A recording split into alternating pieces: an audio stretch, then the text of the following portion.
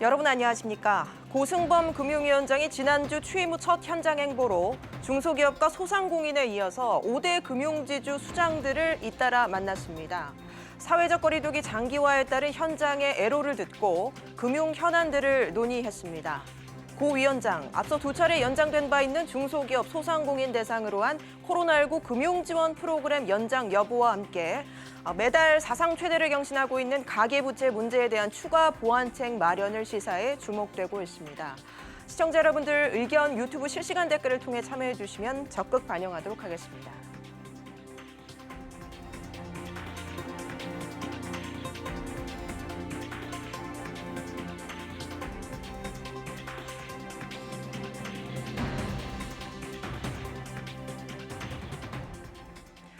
네, 고광철 앵커의 개인적인 사정으로 오늘 하루 제가 진행하게 됐습니다. 앞서 언급해드린 대출 상황 이대로 괜찮은지 두 분의 전문가와 함께 짚어보도록 하겠습니다. 이종욱 서울여대 경제학과 명예교수, 이민환 인하대 경영대학원장 자리하셨습니다. 어서 오십시오. 네, 반갑습니다. 네. 우선 중소기업 소상공인 대출 혜택이 이달 말에 종료될 예정입니다. 그 규모와 대상부터 한번 짚어볼까요, 이 교수님? 사실 우리 자영업자 대출이라는 게 기업 대출에서 차지하는 비중을 생각해야 되는데요. 지금 우리나라의 전체 기업 대출이 한 1,200조 정도 됩니다. 1,200조 가운데 하나인데 우리 시청자들은 대기업이 많이 대출할 것 같지만 그 대출의 한 6%를 중소기업이 하고 있어요. 대부분이네요. 그렇죠. 예. 그렇게 이게 한 980조 정도 되죠. 1,200조니까는 약 1,000조에 해당하는 돈이 되고 그 가운데서 지금 이제 자영업자들이 지금 그 대출 받고 있는 돈 자체가 521조 정도 되니까 예. 가계 대출 가운데서 상당한 기업 대출 가운데 상당한 큰 부분을 차지, 거의 반 정도 차지하는 거죠. 그렇잖아요. 그래서 이 자영업자들의 경우에 코로나19로 인해 가지고 누구든지 다 보면 충격이 제일 많은 걸 알 수 있어요.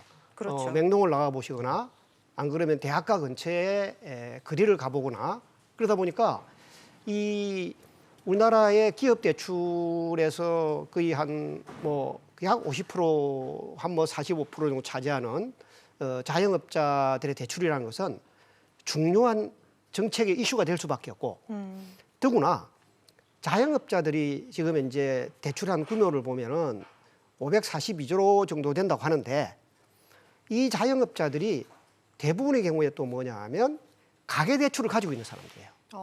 그러니까 자영업자 개인 대출, 개인 기업 대출과 네. 그 다음에 가계 대출을 합하면 이 사람들이 한 680조를 가지고 있는 거예요. 순수하게 기업 대출로 가지고 있는 가계 자영업자는 134조밖에 안 되는 거예요. 그러니까 사실 이 자영업자라고 하는 것은 기업 대출을 줘도 영향을 받고 가계 대출을 줘도 영향을 받고 그렇군요. 중앙은행이 금리를 올리면 금리 올리는 거에 또 영향을 받고 우리나라 자영업자들은 참 이런 어려운 상황에 와 있는 게 사실입니다. 그런데 매출은 모두가 아다시피 인터뷰를 해보면 낮에 매출은 50% 줄었고 저녁 매출은 89% 줄었으니 매출이 없으니 현금 흐름이 없고 현금 흐름이 없으니 상환하는데 문제가 있고 이 문제를 이제 정부와 정치권이 잘 해결해 나가야 되는 이런 상황에 와 있습니다. 네, 이종욱 교수님 말씀 들어보니까 생각보다 자영업자 대출 비중이 큰데요. 예. 이게 뭐 원래 그랬던 겁니까? 아니면 코로나19 상황 때문에 급증한 겁니까? 사실 우리가 그 주위에서 보시면 아시겠지만 우리나라의 봉급생활자 비중이라는 것은 사실은 OECD 중에서 상당히 낮은 그 축에 속하고요. 그러니까 이제 한 다리 건너 식당을 하시는 분들 아니면은 이 급여 생활하시다 퇴직하셔서 치킨집을 하시는 분들이 주위에 널려 있는 그런 상황입니다. 그런 분들이 이제 올해 2, 4분기까지만 해도 사실은 우리나라 경제 성장률이 3.6% 정도 경제 성장을 했고요. 그래서 이제 상당히 희망적인 그런 이제 상황들이 있었지만 아시다시피 이제 이 델타 바이러스라는 것이 이제 그러게요. 새롭게 등장을 했고. 그래서 이제 수도권에 이제 4단계가 실시가 되면서 다시 이제 소위 말하는 이제 이 침체의 늪으로 빠지게 되었습니다. 예.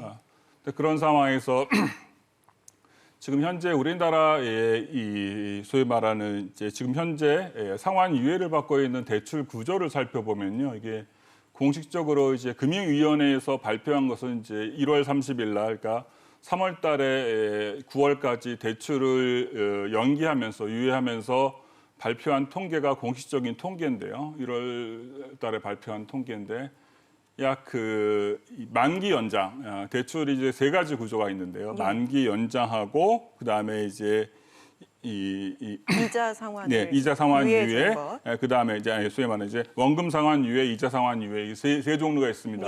근데 이제 이 원금 상환 유예하고 이자 상환 유예는 그 비중이 이렇게 얼마 안 되고요. 소위 말하는 이제 원금 상환 유예는 약 10조, 11조 그 정도 규모고, 이자 상환 유예는 뭐 1조가 안 되는 거 2천억 이 정도 그 정도 규모입니다.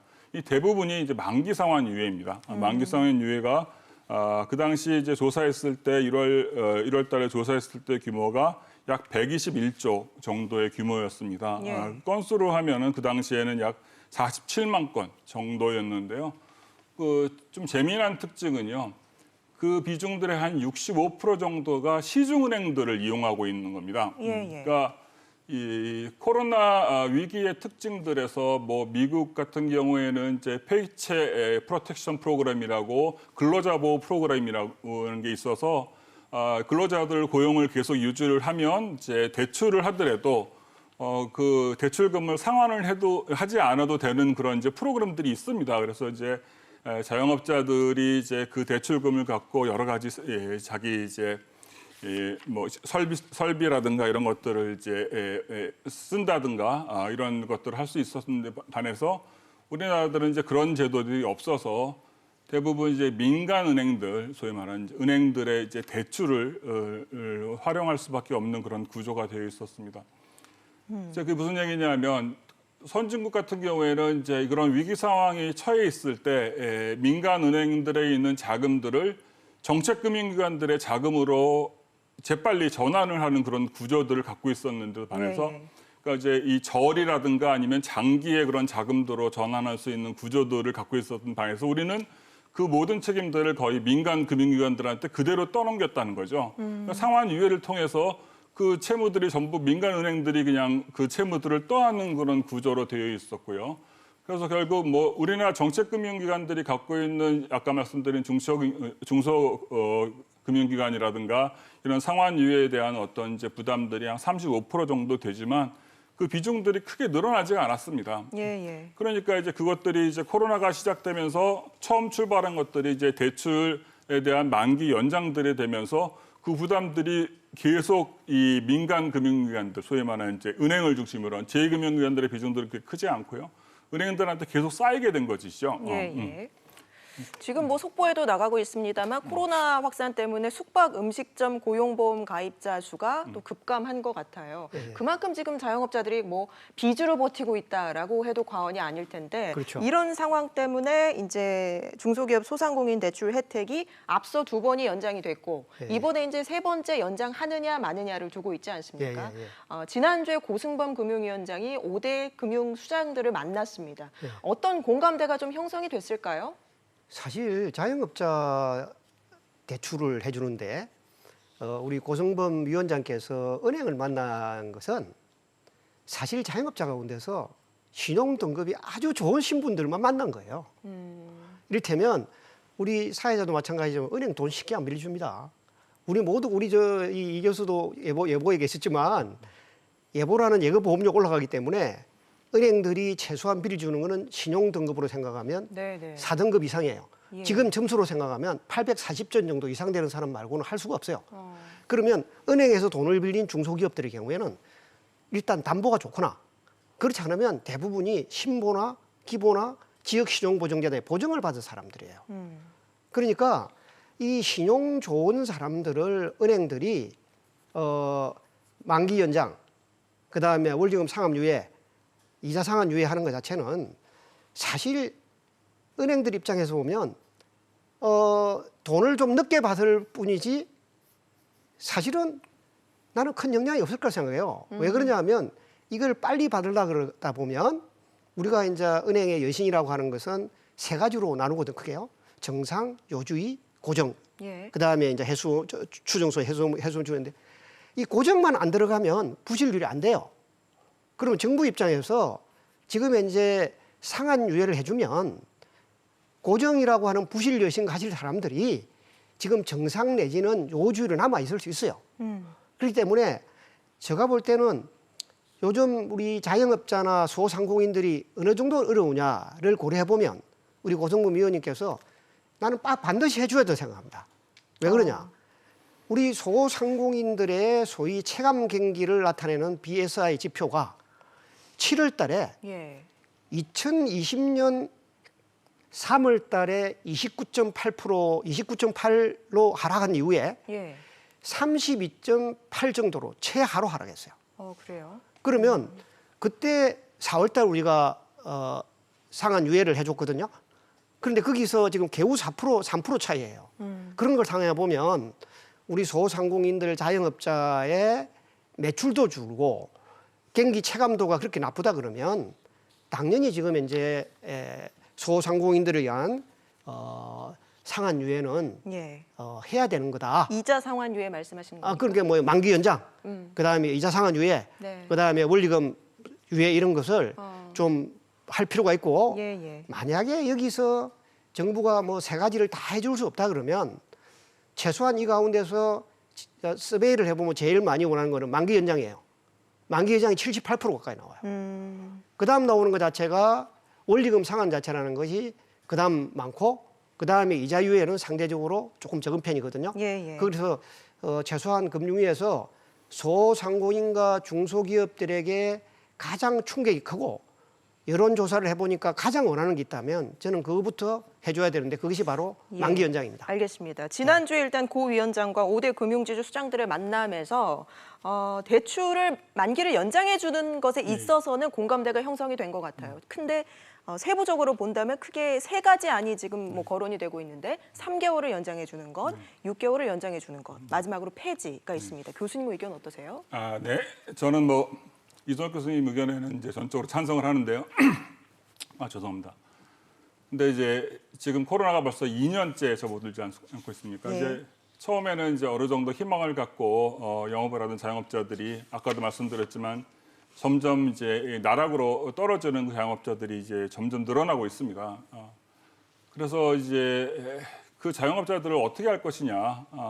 물론 이제 은행에서 대출을 해주는 자영업자들이 다른 제2금융권에서 거래하는 그 자영업자들보다는 훨씬 더 우량한 자영업자들인 것은 인정을 하지만 그런 자영업자들이 이제 점점 어렵게 된다는 말입니다. 요즘 신문에도 나오는 것지만 그런 자영업자들이 점점 문을 닫고 그다음에 생활을 포기하는 자영업자들이 늘어나는데 과연 이것들을 전부 이제 은행들한테 떠넘길 수가 있느냐? 부실을 더 키울 수 있다. 예, 그런 생각이 듭니다. 네. 그래서 이거를 일정 부분은 사실은 이제 정부가 어느 정도 책임을 져야 되지 않겠나 하는 생각이 들고요.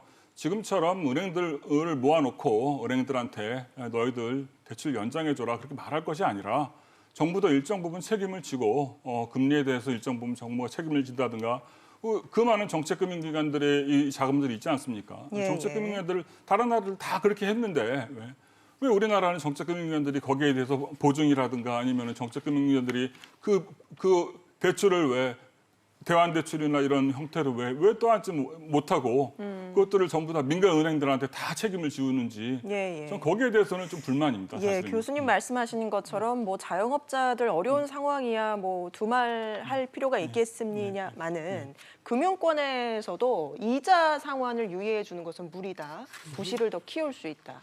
그래서 지금 이민환 교수님 의견은 정부 정책으로 정부가 좀 어느 정도 책임을 져야 한다고 하셨거든요.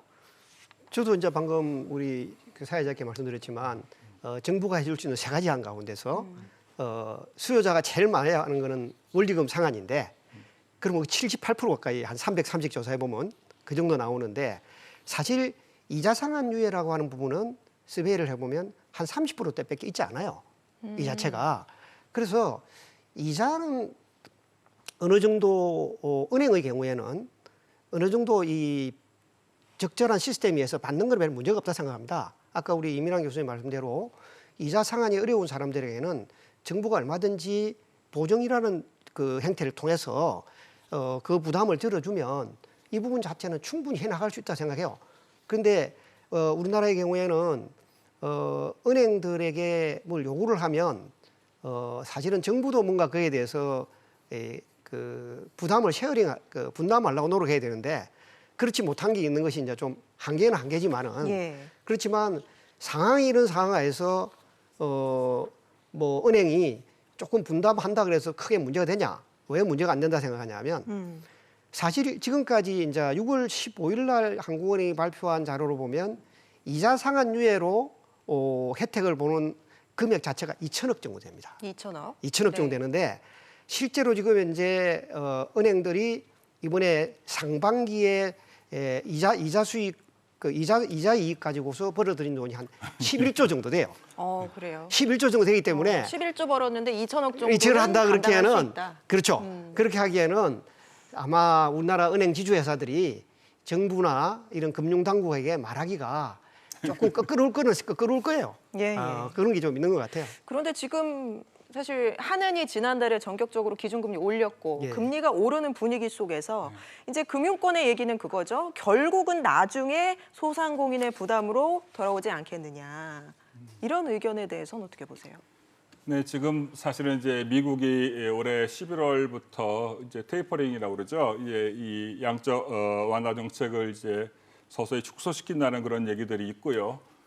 그렇게 되면 가장 먼저 사실 피해를 보는 것들이 이제 신흥국들입니다. 이제 이 달러의 가치들이 올라가면서 이제 달러들이 신흥국들로부터 이제 점점 이 선진국으로 달러들이 이제 탈출을 하게 되겠고요. 그렇게 되면 이제 지금 문제가 됐던 이제 자산 버블들이 폭락할 것이라는 의견들은 이제 전 세계 유명한 학자들이 우려의 목소리를 지금 내고 있는 상황들입니다. 그래서 사실은 거기에 대한 대비들이 필요하고요. 그래서 우리나라 은행들이 지금 우리 은행을 포함한 모든 금융기관들이 사실 뭐 저축은행을 포함한 제2금융권 아니면 뭐 모든 금융기관들이 지금 부동산 버블로 인해서 엄청난 수익들을 다 냈습니다. 예. 그래서 지금 뭐 이 사상 최대 흑자를 기록했다고 해서 여기서 지금 우리가 잔치를 벌일 거냐? 저는 그건 아니라고 생각을 하거든요. 당장 내년에 지금 어떤 상황들이 돌아올지 지금 불확실하고요. 거기에 대한 이제 대비로서 우리 지금 금융 당국들도 부동산 대출이나 이런 이제 가계 대출에 대해서 우려의 목소리를 내고 있는 거 아닙니까? 예, 예. 당장 내년에 가계 대출에 대해서 이 당장 부실이 심화될 수도 있는 거고. 예, 예. 그런 것들을 대비해야 된다. 지금 이제 곳간에 곡식이 쌓여 있을 때 그것들을 이제 이 만약의 사태를 위해서 써야지 그거를 갖다가 네. 곡식이 쌓여 있다고 그걸 흥청망청 다 써버리면 그러면 나중에 그 큰일이 닥쳤을 때 뭐 어떻게 하겠습니까? 네. 정부가 이렇게 자영업자 대출은 조금 이렇게 지원을 해주는, 풀어주는 반면에 가계 대출은 바짝 조이고 있습니다. 그만큼 상황이 심각하기 때문이죠. 그렇게 우리나라 언론들이나 이런 분들이 자꾸 그렇게 몰아가는데 아니에요? 저는 네. 아까 우리 저 자료 화면에 한번 나오던데 은행의 금리를 이제 0.5에서 0.75로 0.25로 올렸지 않습니까? 지난 8월 26일 날. 그런데 한국은행이 이와 반대되는 이상한 행위를 해요. 어떤 행위를 하느냐? 예. 9월 9일 날 소상공인 중소기업 지원 자금으로 3조 원을 은행에 공급을 합니다. 예, 예. 그때 적용하는 금리가 0.5%입니다. 그 대신에 그 돈을 가지고 지원하는 거는 연체가 없을 것, 자본 잠식이 없을 것, 폐업할 것, 하지 않을 것. 부실 위험이 없는 그걸 주라 그러는 거예요. 업체들한테만. 네. 아니 26을 올려놔놓고 잉크도 마르기 전에 소상공 지원 자금에 대해서는 0.5% 금리를 주는 거예요. 아 이거 말이 안 되지 않습니까? 기준금리가 0.7인데 0.75인데 네. 아니 9일 날 주는 칸 보세요. 그거 보시면 그럼 뭐예요? 우리 한국은행이 금리를 0.25 올린 것은 과연 누구 말 맞다는 가계대출이 급증해서 올렸다? 즉 왜 그러냐면 은행이요 가계대출로 돈을 빌려주는 게 보통 사람이 쉽지 않습니다. 은행에서 돈을 빌린 사람은 신용등급이 진짜 좋아야 됩니다. 이거를 갖다가 보면 한국은행이 6월에 나오는 금융안정정보에도 보면은 은행의 가계대출을 주도하는 사람은 고신용자예요. 저신용자가 가계대출을 주도하는 거는 비은행 금융기관이에요. 그러나 놓고 고신용자가 대출을 늘리면 이 사람들이 왜 늘릴까? 이걸 생각해 보면지 고신용자들이 그러면 대출을 받는데 은행이 자 DSR을 더 정하고 했는데 어떻게 막겠어요? 그 가운데서 일부 이미 뭐 정부가 이 가구에 대해서 보유세를 때리는데 제가 볼 때는 앞으로 고신용자가 은행에 좀 대출을 좀 늘린다 그러면 하나는 있는 것 같아요.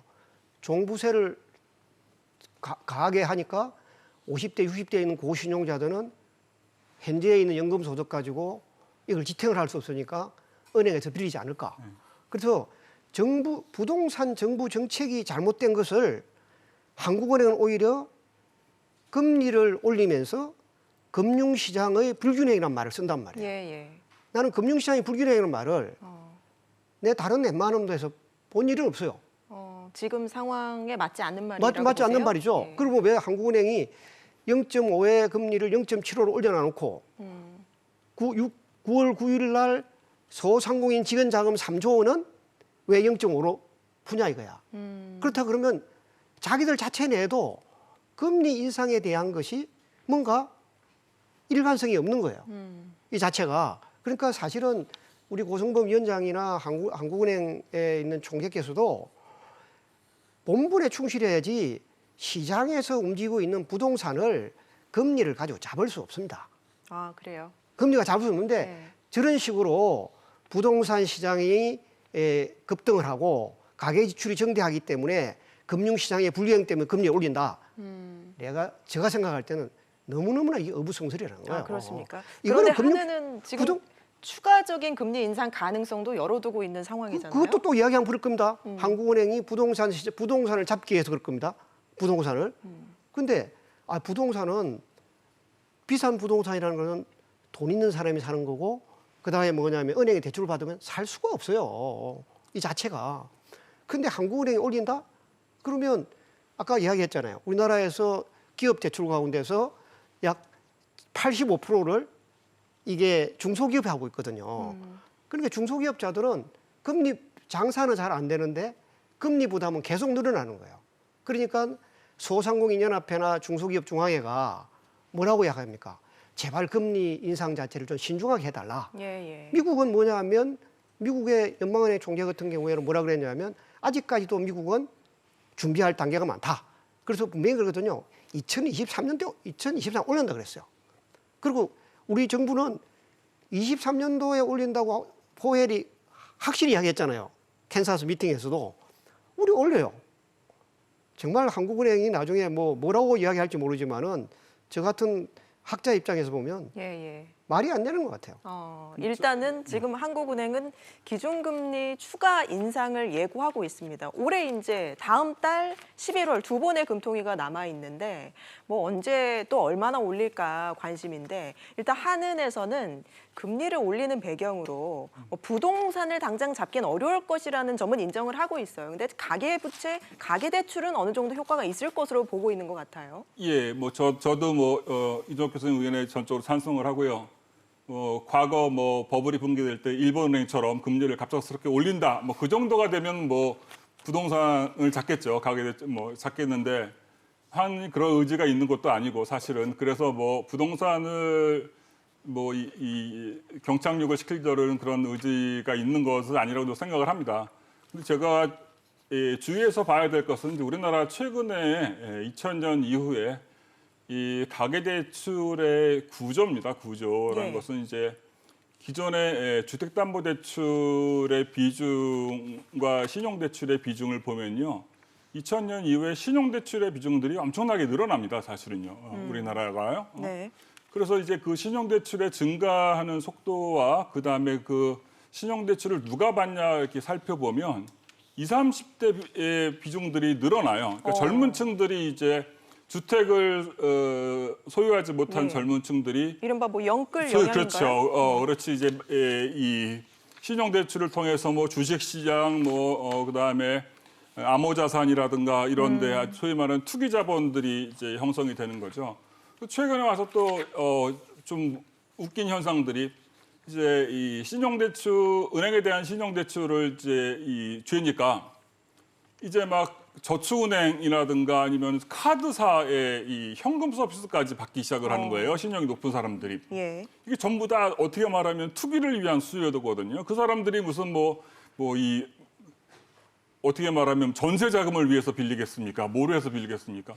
그런 수요를 좀 문제를 삼고 있는 거예요, 사실은요. 이제 실수요자들이 아파트를 산다든가 뭐 전세 자금을 빌린다든가 그거는 사실은 그렇게 큰 문제가 아닌데 예.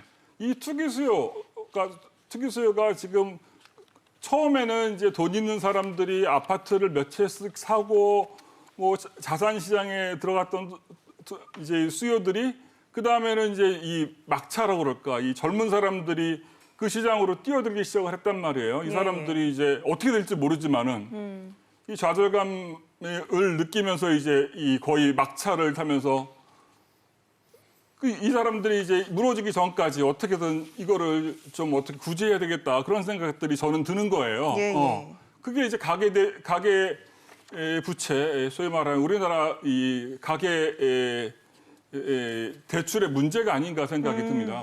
주택담보대출이요. 사실은 건전하고 지금 뭐 우리가 LTV, 뭐 DTI 다 잡았기 때문에 그것 때문에 금융기관이 부실화될 가능성들은 제가 보기에는 없다고 생각이 드는데요.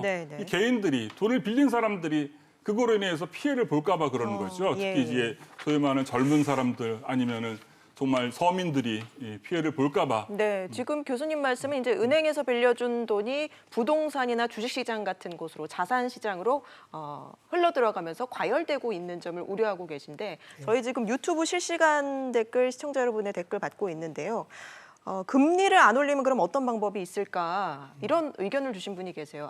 앞서서 교수님께서 이제 금리 인상에 좀 부정적인 의견이셨는데 그럼 어떤 방법이 있을 수 있습니까? 실제로 뭐냐면 은행에서 돈을 빌리는 사람들은 다 신용이 좋은 사람들이에요. 그런데 실제로 이 돈을 빌려서 그 사람이 어디에 쓰느냐 보면 우리나라 전체 가계대출 가운데서 56%가 주택담보대출입니다. 44%는 그럼 비주택 관련된 부분이죠. 그런데 지금 이제 우리나라의 가계부채 부분 자체를 이거 참 아까 자료 보면 참 재밌는 게 나오던데요. 20대, 30대, 40대, 50대 이렇게 나눠놨어요. 예, 연령별로. 연령별로 나누는 게 있었어요. 어떤 내용 말씀이실까요? 그런데 저런 식의 왜 20대의 가계부채가 증가할까? 아마 우리나라 20, 30대의 영끌이라고 하고 비투라고 하지만 저 사람들이 결혼을 못하고 안 하고 등등 하는 것도 결국은 뭐냐 하면 자기 재산 증식을 하기 위해서 저런 걸 하거든요. 그러니까 사실은 20대, 30대의 그 부채 비율이 사실 가계부채로서는 훨씬 더 심각한 이야기예요. 그렇죠. 그러면 저는 저 사람들에게 금리 인상을 올리면요. 20, 30대는 더 고통에 빠져요. 그런 것보다는 20, 30대가 가계대출이라는 명목으로 돈을 빌릴 때 그거를 훨씬 더 이 엄격하게 심사를 해야 된다는 거예요. 요즘에 이제 젊은 세대가 갚을 수 있는 능력이 있는지. 그렇죠. 훨씬 더 엄하게 해야지. 지금 이제 20, 30대부터 시작해서 가계부채 비율이 올라가 있는 애들을 금리를 인상하면 그 애들은 부채의 늪으로 계속 들어가는 거예요. 젊은 층들. 그렇죠. 정부가 왜 미시적 관점에서 왜 20, 30대들은 돈을 빌리면 어디로 쓸까? 쟤들이 부채 비율이 높아질까? 그게 대해서 오히려 더 엄격한 그 대출 조익이 우리가 이제 보통 이야기할 때 크레딧 크래셔닝도 있고 이거 신용을 재는 겁니다. 또 반면에 아까 시장에 의해서 금리를 올려서 못 빌리게 할 수 있어요. 그런데 지금의 이제 20, 30대의 경우에는 미래를 보고 투자하는 사람이 너무 많아요. 이게 금리 올린다고 잡을 수 있는 게 아니에요. 왜 그러냐면 이 사람들은 지금 보면 아까 우리 이 교수 얘기했지만은 코인 투자를 한다든지 주식 투자를 한다는 건 뭐냐 하면 지금 금리 0.25% 올린다고 그 사람들이 안 할 사람들은 아니에요. 금리를 올려도 빌릴 사람들은 수익을 빌릴 수 빌린다는 거죠. 그렇기 때문에 20, 30대에 대해서 훨씬 더 강한 DSR 같은 거를 해서 이 사람들이 관리 가능하고 자기들이 유지 가능한 수준으로 부채를 하게끔 이렇게 인식을 심어주는 게 나는 훨씬 더 중요한 일이라고 예, 생각한다. 이종육 교수님 의견이 일리가 있는 것도 같은데 예, 교수님께서는 어떻게 보세요? 아니, 저는요, 그러니까 20, 30대들은 그 자기 위에 있는 부모님들이나 선배들을 보고 그 행동들을 하는 거거든요. 사실 그 위에 있는 선배님들이 자기가 소득이 많다고 신용대출을 통해서 그런 행동들을 하고 있는데 자기도 당연히 그렇게 해서 돈을 벌고 싶죠. 그러니까 위에 있는 선배들이 그렇게 돈을 버는데 그러면 저분들은 소득이 많기 때문에 은행 입장에서 보면 상환 능력이 높기 때문에 돈을 빌려줘서 막 투기를 하고 우리들은 소득이 없기 때문에 너희들은 이대로 살아라 이렇게 얘기를 하면 이게 당연히 불만이 쌓이죠. 저는 그래서 사실은 금융기관의 지금까지 행태들이 보면 상환 능력을 갖고 모든 것들을 다 이제 재왔는데 상환 능력보다는 이 수요자의 어떤 목적, 목적에 따라서 사실은 이 금융기관들이 좀 이제 판단했으면 좋겠다고 생각을 합니다. 한여로 이제 이 자금에 대한 용도가 무엇이냐에 따라서 이 대출에 대한 것들도 결정하는 것들이 필요하다고 생각을 해요. 한여로 집도 이제 뭐 한 채 있는 사람들은 빌려주고 두 채를 가진 사람들한테는 그거는 억제할 수 있는 거죠. 당연히 지금 같은 상황에서는요. 돈은 빌려주면 그 사람부터 꼬리표를 간단하게 붙일 수가 없어요. 그러니까요. 교수님? 그거 저도 충분히 어려운 건 이해는 하지만 예, 알겠습니다. 상환 능력을 꼼꼼히 봐야 된다. 또 용도나 목적을 잘 따져봐야 된다. 이런 의견들 주셨습니다. 오늘 두 분 말씀 여기까지 듣도록 하고요. 지금까지 이민환 인하대 경영대학원장, 이종욱 서울여대 경제학과 명예교수와 함께했습니다. 고맙습니다. 네, 수고했습니다. 감사합니다.